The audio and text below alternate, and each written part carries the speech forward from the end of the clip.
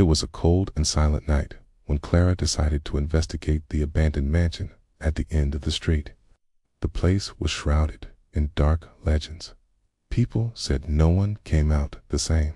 Driven by curiosity, Clara took only a flashlight and her phone, ignoring the neighbors' warnings. Upon entering, the air was heavy and the floor creaked under her feet.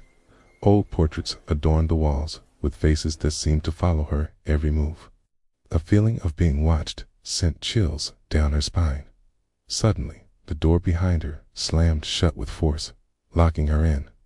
Clara ran to the door and pulled it, desperately, but it was useless.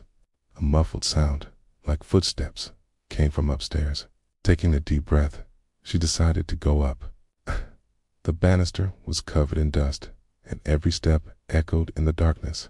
In the hallway, she found a room with the door slightly ajar. A low, childlike laugh broke the silence. Clara hesitated, but slowly pushed the door open. Inside, there was a rocking chair moving on its own, and a dusty teddy bear on the floor. Suddenly, its flashlight flickered and went out. Clara felt a cold hand touch her shoulder. She screamed and turned quickly, but there was no one there. Breathing quickened, barely keeping up with the rhythm of her fear. Trying to use her phone as a light, she noticed the screen displayed a message. "You shouldn't be here." Clara dropped the device and ran.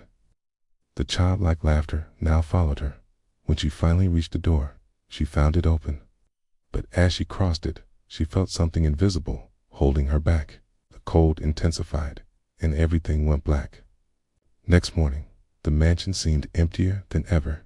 There was no sign of Clara.